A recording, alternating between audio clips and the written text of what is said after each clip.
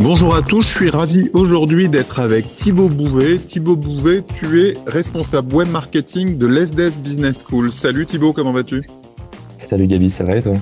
Ouais, super. Alors aujourd'hui, on va effectivement parler de l'usage d'HubSpot dans le monde de l'éducation. Il y a plein de choses à faire et c'est un monde assez particulier, entre autres parce qu'il y a un calendrier hyper précis dans le processus commercial que tu vas nous expliquer. Et tu as un usage assez avancé d'HubSpot pour bien gérer ce calendrier, bien gérer les différentes étapes d'acquisition de nouveaux étudiants. On va voir tout ça bien en détail après la petite intro et la petite bande-annonce dans laquelle je vous accueille dans Les Aventuriers d'HubSpot, le podcast qui vous emmène dans un voyage passionnant à la découverte du monde du CRM. Je suis Gabriel Dabi-Schwebel, votre guide pour cette aventure et fondateur d'1 minute 30, partenaire HubSpot Diamond des entreprises ambitieuses. Que ce soit pour le conseil, l'intégration, la formation ou en tant qu'agence, 1 minute 30 sera à vos côtés à chaque étape de votre aventure. Notre mission est simple, vous aider à dépasser les objectifs de votre investissement HubSpot. Voilà, c'est fait. Alors Thibaut, pour toi, c'est quoi les spécificités du monde de l'éducation? Comment tu utilises la plateforme? Déjà, quel hub avez-vous? Déjà, pour commencer par les hubs, nous, on utilise le Sales Hub, le Market Hub et le Service Hub. Donc, vous les avez voilà. tous. Ouais, Les voilà, trois principaux. les trois principaux, en tout cas, ouais, voilà, on les a tous. Donc voilà, sur les spécificités du monde de l'éducation, donc il y en a plusieurs. Tout d'abord, donc comme tu pouvais le dire au début, c'est très cyclique, c'est saisonnier. Donc la phase entre guillemets d'achat, si on peut appeler ça comme ça, c'est 1 an, c'est-à-dire on met en place une campagne sur 1 an avec toutes les actions qu'on peut imaginer, toutes les idées qu'on peut avoir, etc. Et au final, le résultat, on l'a à la rentrée en septembre. On sait combien il y a d'étudiants dans nos classes, etc.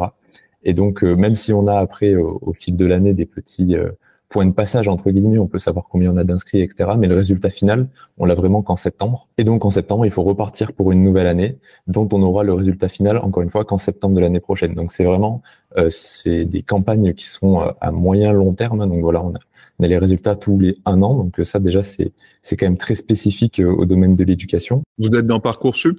Ouais, tout à fait. On est dans Parcoursup aussi. Donc, ça, c'est un truc qu'on peut pas trop intégrer à HubSpot parce que, il y a beaucoup d'étudiants qui, parfois nous choisissent sans nous connaître, etc. Enfin, comme il y a de nombreux vœux, c'est toujours assez difficile de connaître les motivations exactes des étudiants à choisir leurs vœux. Une des spécificités également dans le monde de l'éducation, c'est aussi qu'on vend, entre guillemets, l'avenir des étudiants. On a une vraie responsabilité dans ce qu'on propose aux étudiants.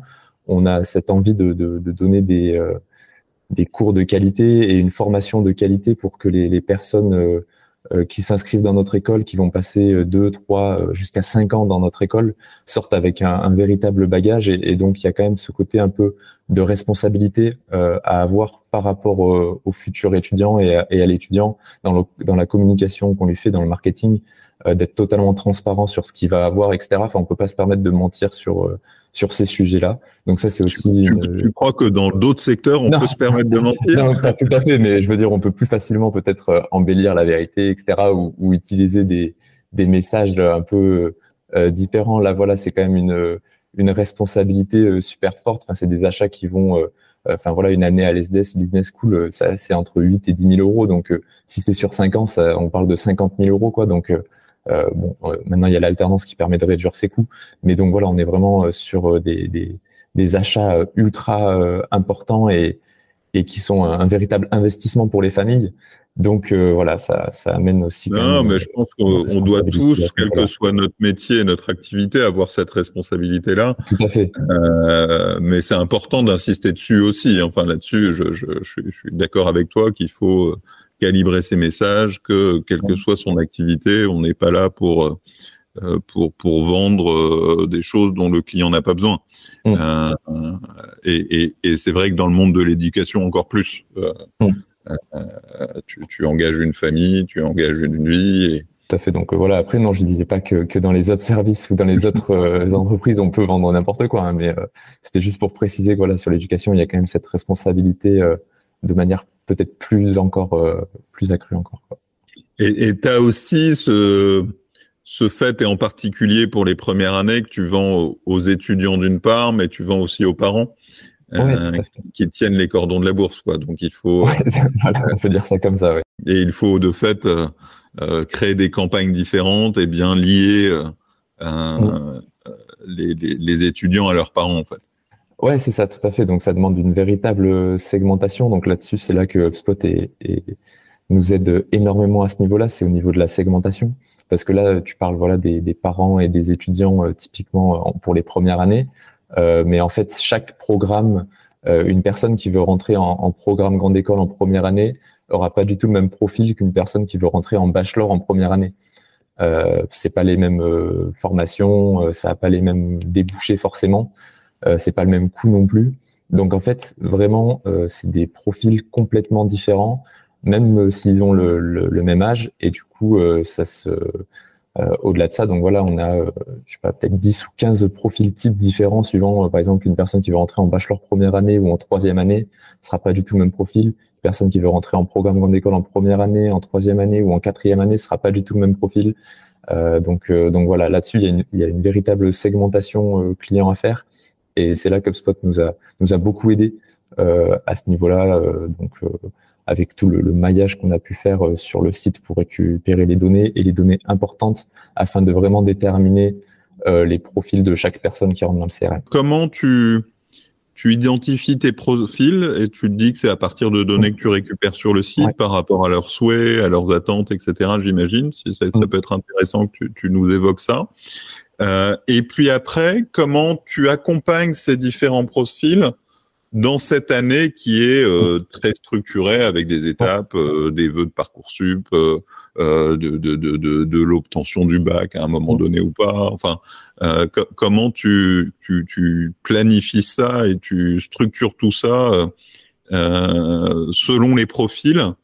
Et à quel moment, tu disais que tu avais aussi le upsales, à quel moment tu introduis les commerciaux et même un peu plus tard, on pourra parler du service. Mais nous, on a déterminé 6 propriétés qu'on a appelées les propriétés phares et qui sont en fait les propriétés qui nous permettent de savoir exactement à quel endroit quelle va être la voie d'admission de la personne, quel va être son profil type, quoi. Et donc, on essaye en fait de lui faire remplir ces propriétés au fil de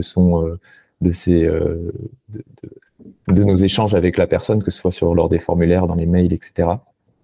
Et donc, lorsque ces 6 propriétés phares sont remplies, c'est là qu'on sait exactement avec quel commercial il va devoir interagir. Et du coup, c'est à ce moment-là que les commerciaux rentrent pour prendre un peu d'avance sur ta question. C'est quand les propriétés phares ont été remplies, donc les 6 propriétés phares, qui vont nous permettre... Tu peux nous en donner un peu un aperçu oui, c'est des propriétés assez basiques au niveau de l'éducation, hein, mais ça va être le niveau d'études qu'il a actuellement, en quelle année il souhaite rentrer, etc. Voilà, c'est des propriétés assez basiques, mais qui sont structurées pour nous permettre de savoir exactement où la personne veut rentrer.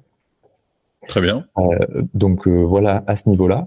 Et donc, comme je te disais, sur notre site, donc tout ce qu'un futur candidat veut télécharger, donc c'est soumis à un formulaire HubSpot, que ce soit une brochure, une plaquette institutionnelle, un dossier de candidature, etc. Donc la personne va rentrer ses informations et suivant le programme qui l'intéresse, elle va recevoir des workflows de nurturing. Donc il va y en avoir des généralistes au début pour les personnes, comme on n'a pas trop d'informations sur elles, juste le programme qui les intéresse.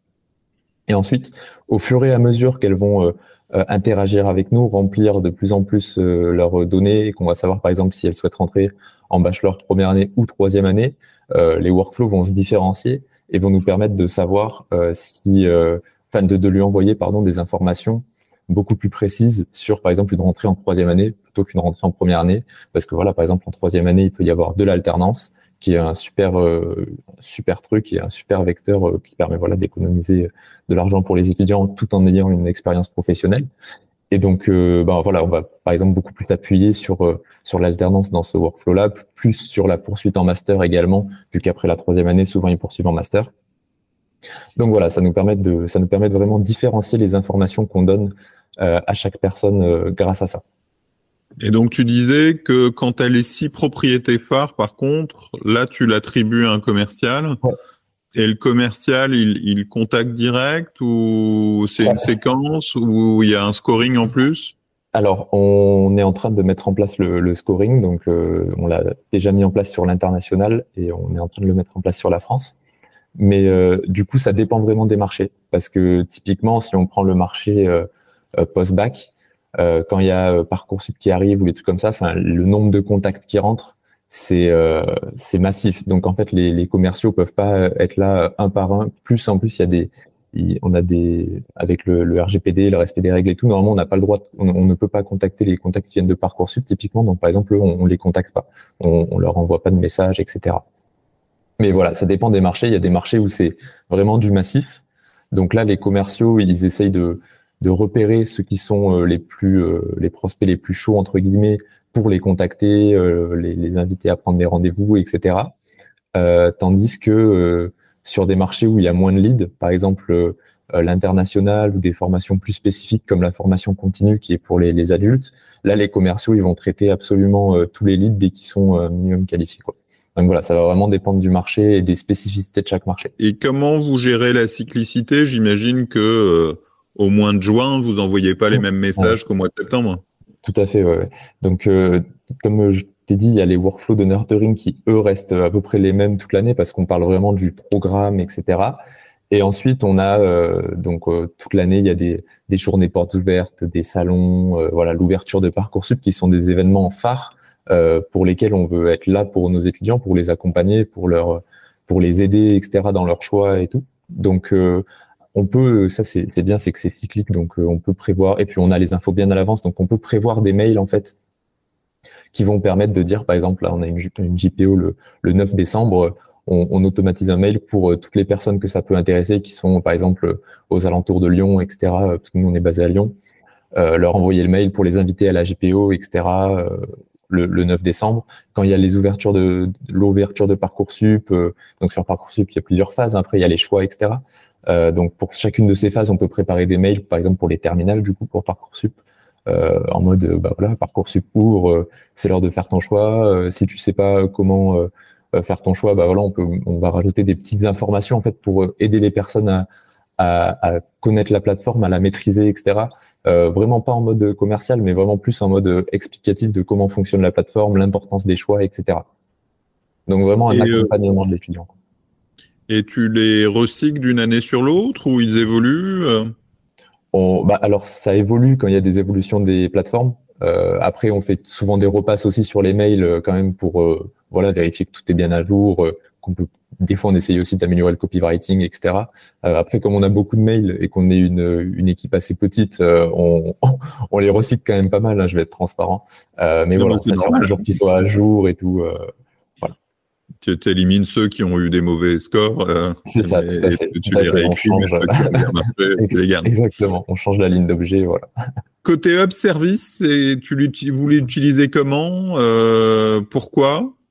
Du coup, le Hub Service, donc on l'utilise beaucoup pour de l'automatisation, pour tout ce qui est les workflows, pour typiquement, en fait, toute la partie donc de MQL est automatisée, c'est-à-dire qu'une personne va passer de lead à prospect qualifié complètement automatiquement, suivant les informations qu'elle va nous donner, etc. Donc là-dessus, le Hub Service nous aide pas mal. Après, nous, notre phase du cycle de vie client, elle est différente des marchés, d'autres entreprises. Par exemple, nous, après le prospect qualifié, il devient pré-candidat. Voilà, c'est parce qu'il a téléchargé son dossier de candidature. Donc c'est pas du tout le même monde. Mais voilà, toute la partie MQL, donc qui est de lead à pré-candidat, chez nous, elle est complètement automatisée suivant les infos qu'il va remplir dans HubSpot, etc. Donc, le Hub Service nous aide beaucoup à ce niveau-là, quoi. C'est vraiment sur l'automatisation pour nous faciliter la tâche. Hub Service, automatisation. Est-ce que vous utilisez tous les aspects enquête de satisfaction, ce genre de choses, ou pas tant que ça? Pas encore, c'est un axe de développement. Donc ça, on y pense. C'est vrai ça pourrait nous être utile parce que voilà, typiquement, les enquêtes, on peut les faire à la fois sur des prospects, savoir si le contenu qu'on leur envoie leur plaît, mais on pourrait également le faire sur des étudiants qui sont déjà internes à l'ESDES pour leur demander voilà ce qu'ils ont pensé des cours, ce qu'ils ont pensé de leur année, les axes d'amélioration, etc. Donc c'est vrai que c'est un des axes voilà d'optimisation d'HubSpot qu'on pense à utiliser.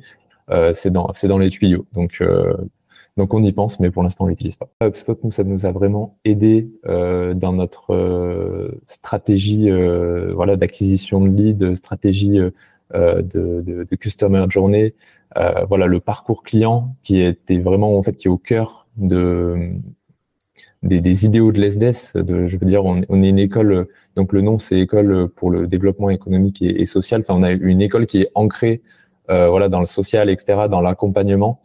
Et HubSpot, ça nous a vraiment aidé à transférer ces valeurs que l'on a dans le physique sur le virtuel, quoi, sur notre site web. Donc ça, c'est vraiment HubSpot, ça a été top là-dessus, ça a été très important pour nous. Vous faisiez comment avant?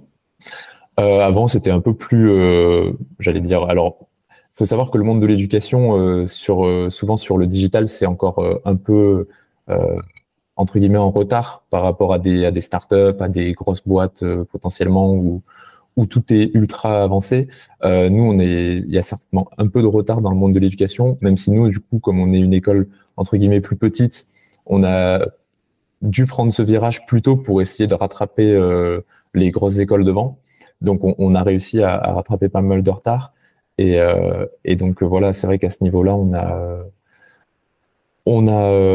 avant, c'était vraiment des trucs un peu tableau Excel, voilà, avec des informations et tout. Donc, il y avait peu de mails. Les mails n'étaient pas du tout segmentés, c'était pas du tout qualitatif, c'était pas un véritable accompagnement à l'étudiant, quoi. C'était du massif. Il y avait que les JPO, quoi. Ouais, voilà, c'est ça. Il y avait les JPO, on les voyait sur les salons et c'était tout, quoi. Donc c'était vraiment. Là, vous avez pu rentrer dans des choses et plus segmentées par profil, ouais, c'est ça. Vraiment, avec des infos qualifiées et être beaucoup plus lié au calendrier. Ouais, c'est ça. C'est vraiment l'accompagnement qu'on a pu mettre en place pour chaque profil type d'étudiant qui a été le plus important et voilà. Question finale, quelle est la prochaine étape de ton aventure HubSpot? Qu'est-ce que vous allez donc on va mettre en place plusieurs intégrations. Par exemple, on va connecter. Donc ça, c'est un des trucs qui nous manque. On va connecter WhatsApp, Teams, Outlook pour automatiser encore plus de choses. Donc au niveau typiquement de la prise de rendez-vous, parce que pour l'instant, donc c'est en place, mais c'est pas automatisé avec Outlook, etc. Avec WhatsApp, parce que sur l'international, WhatsApp c'est extrêmement utilisé par les étudiants. Et donc voilà, pour connecter, pour pouvoir suivre les messages, etc. Et avoir un meilleur suivi des échanges. Et toujours offrir la meilleure expérience possible aux candidats pour pas qu'ils répètent leurs demandes, etc., qu'on ait toujours les infos nécessaires au bon moment. J'espère que vous avez beaucoup appris avec Thibaut, que vous avez compris les spécificités du monde de l'éducation, les questions de segmentation par profil en fonction des programmes, en fonction du fait d'être parent, enfant, de la cyclicité aussi de ce parcours. C'est vrai que c'est un cas d'usage d'une solution de CRM comme HubSpot qui est parfait parce que justement, on a vraiment cette compréhension du parcours d'achat de l'étudiant et de ses parents et on peut vraiment utiliser le CRM au mieux de ses capacités, y compris, on l'a vu à la fin avec des étudiants étrangers et WhatsApp et les différents canaux de communication qui se multiplient en ce moment. Donc si comme nous, vous pensez que le CRM est une aventure et qu'il faut être bien accompagné, contactez-moi chez 1 minute 30. Mais avant de partir, n'oubliez pas que l'expérience est meilleure lorsqu'elle est partagée. Alors après l'épisode, relayez vos découvertes avec d'autres aventuriers et n'hésitez pas à liker, à partager, à laisser un commentaire sur la plateforme où vous consultez ce podcast. Merci beaucoup Thibaut, c'était super, merci à toi. Merci Gaël, salut.